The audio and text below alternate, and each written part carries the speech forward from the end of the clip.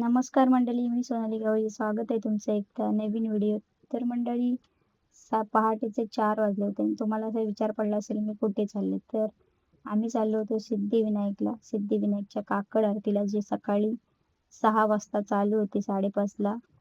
तर माझ्यासोबत माझा भाऊ होता कल्प्या आणि बाबू, हे दोघं जण होते. तर आम्ही तिघं जण निघालो सकाळी पहाटे 4 वाजता. रस्त्याला पण कोण नाही, एकदम शांत वातावरण होतं. थोडकीच माणसं होती, आजूबाजूला कुत्रे वगैरे भुंकत होते. तर आम्ही जाणार होतो मेट्रोने, पण मेट्रो सकाळी 6 वाजता चालू होती, त्याच्यामुळे मेट्रो नाही भेटली. मग आम्ही चाललो सांताव स्टेशनला. सांताव स्टेशनला येऊन पोचलो. तिथे तिकीट वगैरे काढलेलं. स्टेशन पण एवढं खाली खाली होतं, तर तिथं पण माणसं नव्हती खूप. सकाळचे कोण होते आणि रविवार होता, त्याच्यामुळे खूप खाली खाली होतं. तर तिकीट वगैरे काढून आम्ही चाललो. आता वाजलेत वाटतं 4, 4:15च्या दरम्यान टाइम झाला ट्रेन. तर फायनली आम्ही येऊन पोहोचलो दादर स्टेशनला. दादर स्टेशनला पण गर्दीच होती सकाळची आणि आमचा विचार आला की जायचं कशाने आता इथून. चालत तर जायला कंटाळा आला होता सकाळ सकाळी. पण मग कल्प्या बोलला की इथून टॅक्सी भेटते. तर कल्प्या बघत होता खाली चालत होता आणि टॅक्सी शोधत होता. बाबू पण पुढे गेला होता, कारण टॅक्सी भेटत नव्हती सकाळी सकाळी, अवेलेबलच नव्हत्या तिथे. तर दादरचे हे भाजी मार्केट एरिया पूर्ण खाली आहे बघा.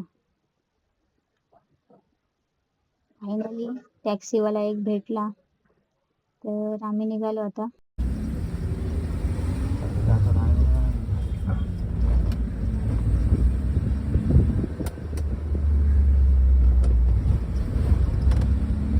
लेफ्ट साइड में है ना, ये बंदा, ये देखो।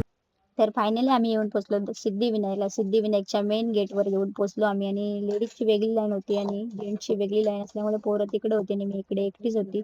तर आम्ही धावत धावत गेलो आतमध्ये, कारण का आम्हाला आतमध्ये जाण्यासाठी, कारण का खूप एवढी गर्दी होती, त्यामुळे एवढ्या लोकांना घेणं शक्य नव्हतं. पण आम्ही आतमध्ये पोहोचल्यानंतर पोलीस काकाने दरवाजा बंद केला, कारण आम्हाला आतमध्ये जायला नाही भेटलं. नशीब नव्हतं आमचं आतमध्ये जाण्याचं, पण हरकत नाही. आम्ही बाहेरून सर्वांनी आरती केलेली. आरती चालू होत्या, बाहेरूनच सर्वांनी आरती केल्या खूप लोकांनी.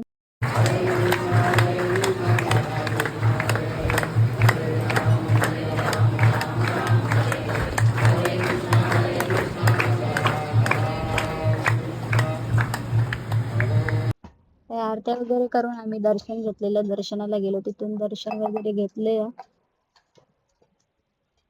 आणि दर्शन झालं. थोडं बाहेर बसलो होतो. तर तुम्ही बाप्पाची मूर्ती बघताय समोर. आतमध्ये काय फोन वगैरे आला